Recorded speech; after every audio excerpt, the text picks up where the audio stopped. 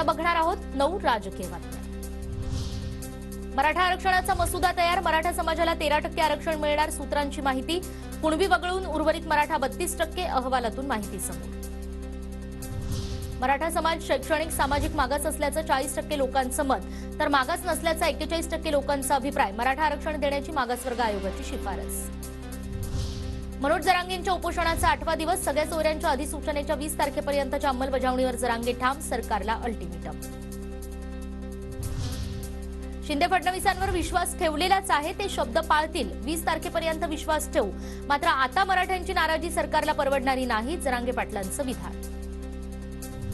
राष्ट्रवादीच्या पक्ष आणि चिन्हासाठी सेटलमेंट, शरद पवारांचा विधानसभा अध्यक्ष राहुल नार्वेकरांवर आरोप।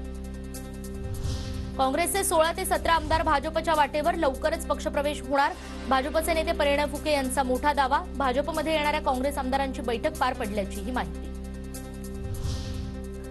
तर भाजपचेच आमदार आमच्या संपर्कात, नाना पटोलेंचा दावा, लवकरच कोणते कळेल, पटोलेंचा दावा। मागासवर्ग आयोगाचा अहवाल सदस्यांना वाचू दिलेला नाही, सर्वेक्षणाच्या अहवालावर जबरदस्तीने सह्या घेतल्या, राज्य मागासवर्ग आयोगाचे माजी सदस्य चंद्रलाल मेश्राम यांचा आरोप। पुन्हा एकदा आयोगाकडून मराठा समाजाची फसवणूक, मेश्रामांची प्रतिक्रिया। कोल्हापुरातील शिवसेनेच्या महाअधिवेशनात मुख्यमंत्री शिंदे भाऊक, श्रीकांतच्या भाषणामुळे संपूर्ण प्रवास झरकन डोळ्यासमोरून गेला। श्रीकांत शिंदे यांच्या भाषणानंतर मुख्यमंत्र्यांचं भावनिक ट्विट।